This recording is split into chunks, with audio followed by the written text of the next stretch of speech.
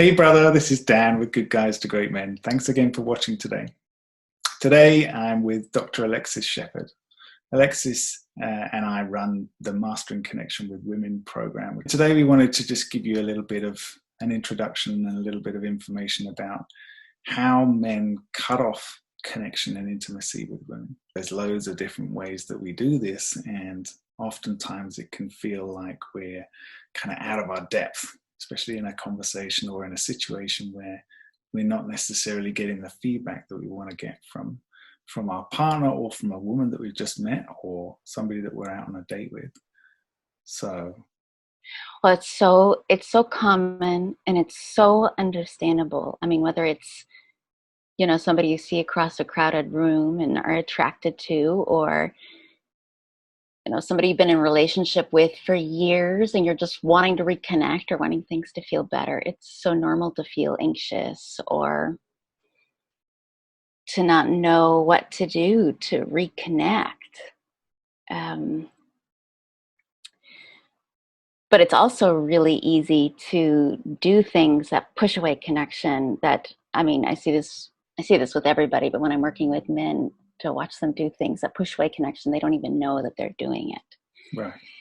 right. And this drives women bonkers. Well, there's all the things that men know that they do that, they know, like, okay, I'm so anxious. I wish I could be less anxious, or I wish I could just be more confident, or something like that. But they're not often aware of the little ways that it shows up and how it actually impacts women around them. And one guy who was really charming and engaging, and I was enjoying connecting with him, but I noticed we would get to a certain point in our connection and he would either look away or make a joke.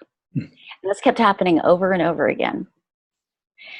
Finally, I was like, okay, what's going on here? Because just at the moment where I would start to feel like maybe my heart flutter, or a little bit of turn on, or a little bit of just like, oh, I feel more connected here, he would do something that would totally break the connection. And if we were just in a small talk social environment, I'd be like, okay, this is charming, this is funny, but I can never really be close to this guy.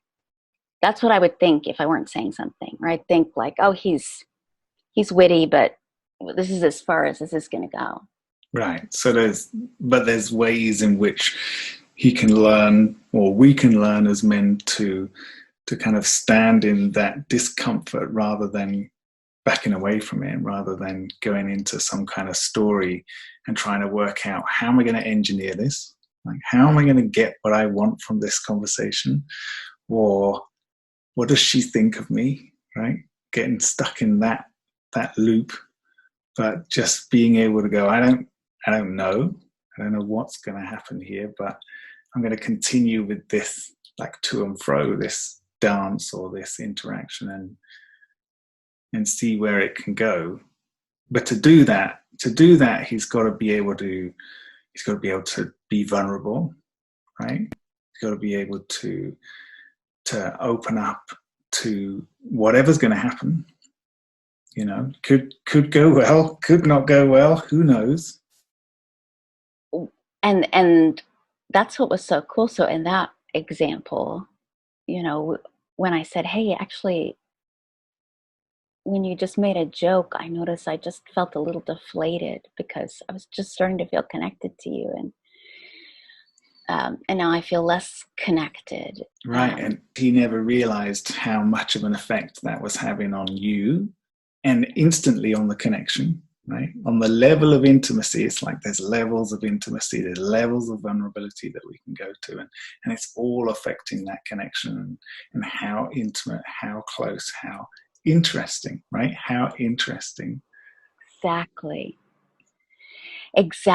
And this happened several times. So with this particular person, because this is a pattern for him. So we worked with it a few times, but I remember when we just slowed down there, one time it opened up to, he was making a joke because there was actually some just feelings of loneliness there. But when he went into like a deeper emotional space, I actually felt really connected with him. And the jokes or looking away was trying to cover that up. Another time, it was because there was an attraction happening or a deeper connection, but he was kind of trying to keep things on a surface level because that's what he was used to. He didn't even know he was doing that. Right. So, and I think that's really important, that whole just being able to understand, oh, I'm feeling some attraction. Because oftentimes I think we feel some attraction only at the point when we've got an outcome in mind. Right? Yes, exactly. And this was so, I was never going to be his girlfriend or his date or anything like that. And so what do you do with that? But I see men do that all the time, like race over what they're feeling, Like I saw this happen with another guy. We were relating, and at some point I was like, okay, I know this is a nice guy. I'm enjoying relating with him, but I'm feeling pushed away. Why do I feel like I'm not even sure if he wants me to come close? So I just said that. And it turned out what was underneath all of that, he wasn't even aware of this, is that some leftover anger and resentment at women for, that he'd never been able to say out loud. Right. So from breakdowns in previous relationships or whatever else. Yeah. And kind of like, I'm not going to open up to you because I can't trust that women are going to, not take advantage of that. Right. He didn't even know that was happening because he didn't have that about me, but I could feel it. All I knew is I felt pushed away. But when he was able to go there and say what was really happening, it completely dissolved. So it made you feel what? When that dissolved, then what happened? Not knowing what was happening, not knowing, like, wait, why do I feel pushed away? All I know is I feel a little uncomfortable, but we're not talking about it. Like, I felt uncomfortable, but the minute we started talking about it, I felt so much more comfortable. And then when he finally moved through it, then I was actually like, then it became really kind of juicy, and I could feel him actually, because he was no longer pushing me away. I could feel him reaching out for connection and inviting me. It felt playful and yummy. So that's so there's vulnerability. You have to be vulnerable, right? But there's multiple levels of being vulnerable. We're always analyzing where am I going to go? What level am I going to go to with my vulnerability here? But the place where you get to really authentically being vulnerable, like, this is what I'm really feeling and thinking right now in this moment, is actually the place with the most juice, most power, most connection, most interest for you. Always. And I think it's like helping guys see things that are maybe in their blind spots that they're doing that they don't even know are sabotaging connection. Mm-hmm. So it's like waking up to that. But then not only, sometimes it's just not enough to know it, to see like, oh, I need to be more confident or wiggle around less or express my desires more clearly. But it's really different to take what they already know and help them walk towards being more real and authentic. But it's palpable when it happens. That's the thing that I love the most is you can't think your way to it, but when a man actually drops to a deeper level of authenticity and vulnerability and presence, for me as a woman, it's palpable and it's fun and it's enjoyable, whatever the flavor is, whatever he's experiencing. The minute he drops to that next level, does a whole thing in my nervous system and in my body. Even over video, I can feel it. And a lot of times men don't get that feedback. They don't even know the subtle things that they can do that make that shift. And they don't know how much it affects women because they don't have women around who are sharing how they're being impacted and sharing it really clearly with an open heart.